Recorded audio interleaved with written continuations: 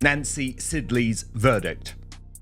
After another disastrous weekend, proving that Prince Harry and Meghan Markle are on edge, with even their enemies at the Daily Mail reporting on news.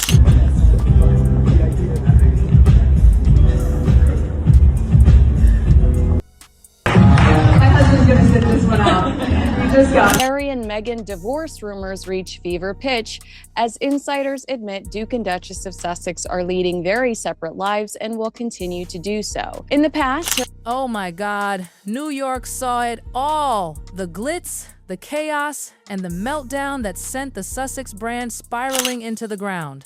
This wasn't just another glamorous night out, it was the implosion of the royal rebel dream right before everyone's eyes. What are you doing today?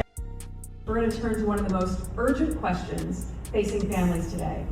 What's happening to childhood and how... New York City was meant to be their moment, the grand comeback after months of awkward silence. Meghan Markle and Prince Harry, side by side, hand in hand, ready to reclaim their spotlight. Cameras were waiting, every PR outlet prepped for their royal revival. But instead of a red carpet fairy tale, the night went up in flames. Their smiles, forced. Their chemistry, non-existent. What should have been their power move turned into an emotional train wreck the world couldn't look away from?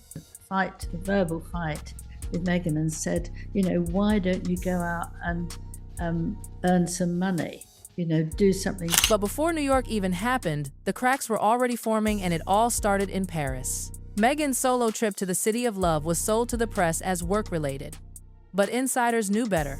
Paris wasn't a job. It was the spark that burned down whatever was left of Harry's heart.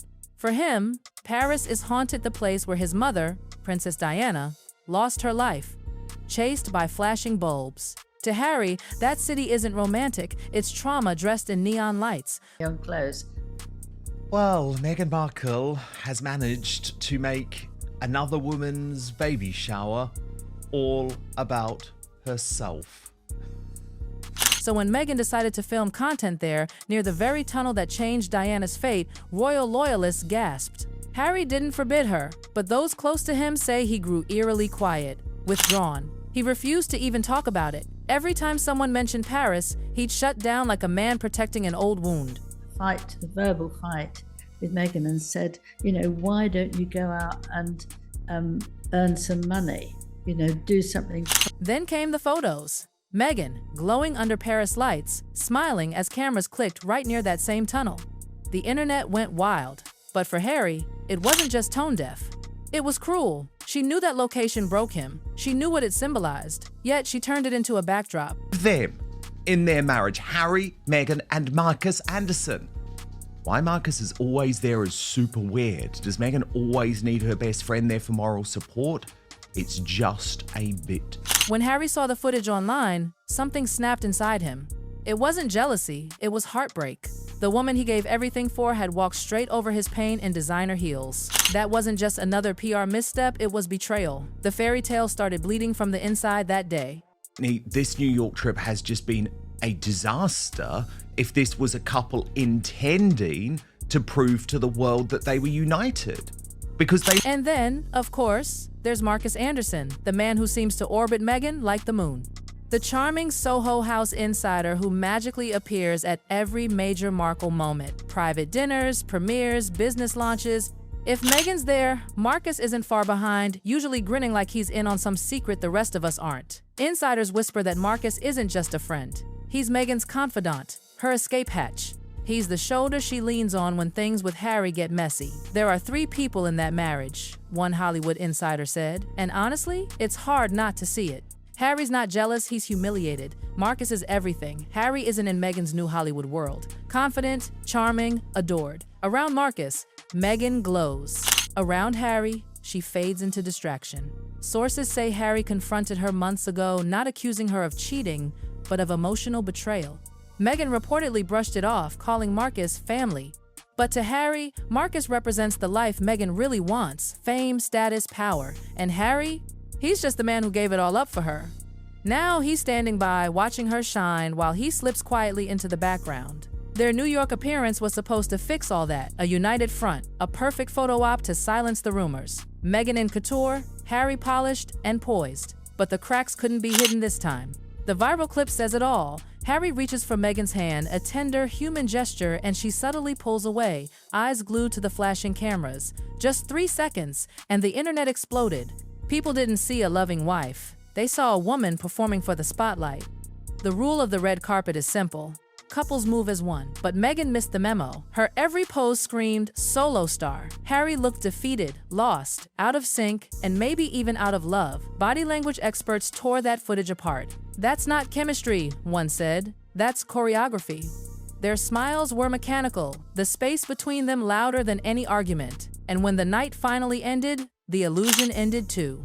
Meghan left through the main entrance, basking in camera flashes. Harry slipped out a side door alone. For a couple obsessed with optics, that was one image they couldn't spin because the world saw the truth. Once, they ran from the palace to find freedom, but somewhere along the way, freedom turned into a prison of PR deals, photo ops, and perfectly crafted statements. Meghan's kingdom is built on cameras. Harry's built on trauma. Together, it's chaos wrapped in luxury. Meghan thrives on fame. It's her oxygen. But for Harry, it's poison. The same man who once fought to protect his mother from paparazzi now lives in a world of flashing lenses and scripted moments. It's the irony of their story. Fame was supposed to heal them, but it's what broke them. Insiders say Harry's emotionally exhausted.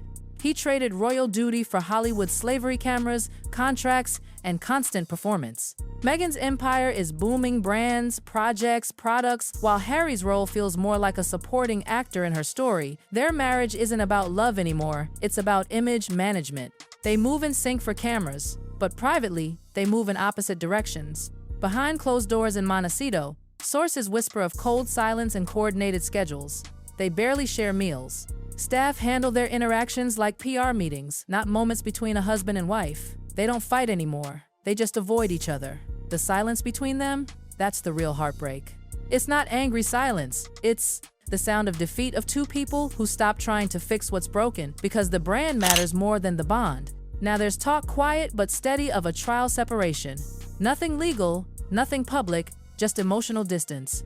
Meghan's days are packed with meetings and brand calls. Harry spends his hiking or reading, anything to escape the constant performance. They stay together because they have to. The brand Harry and Meghan is their empire, and that empire can't survive a breakup. For Meghan, the goal's clear: build her name, her legacy, her billionaire dreams. For Harry, it's murkier. He wants meaning, not marketing. But in their world, sincerity doesn't sell, spectacle does. Even their foundation, Archewell, feels more like a brand pitch than a charity.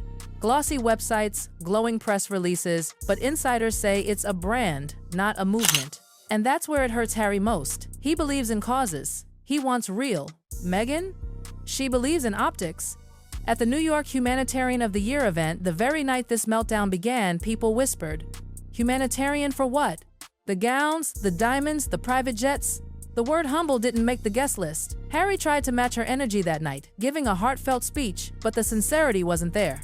Everyone could feel it. When the cameras turned off, Harry didn't even stay for the after party. Meghan did, laughing with stylists, publicists, and influencers. He slipped out the back, alone. Behind the gates of Montecito, they're living separate lives under the same roof. Meghan's empire grows. Harry's spirit shrinks. Friends say he's become a ghost, quiet, distant, like a man mourning something he can't save. They used to be lovers, then partners. Now they're co-founders of a fading brand. Even their body language tells the story. Rehearsed smiles, awkward pauses, no spark. Their love story has been sold, streamed, and exhausted. Sources say Harry spends more time with his dogs and therapists than with Meghan. She's focused on rebranding herself as a global female leader. They're on different paths now. She's chasing legacy, he's chasing peace. What started as love has turned into performance. Their marriage has become a business meeting that never ends. And then came that night in New York, the one that exposed everything. The fight wasn't a sudden explosion, it was the culmination of years of tension. Inside the car, witnesses say Meghan snapped at Harry for embarrassing her in public. He fired back that she only cared about herself. The driver reportedly had to pull over to calm things down. That wasn't a random argument, it was years of bottled resentment finally bursting. The smiles had faded, the PR curtain fell, and the truth stood naked. This was a marriage in name only. The world once fell in love with their fairy tale, the prince who chose love over a crown. But fairy tales don't survive fame. New York didn't break them, it just showed us they were already broken. And as flashbulbs flickered over their final public act together, one truth became painfully clear: love wasn't enough to survive the spotlight.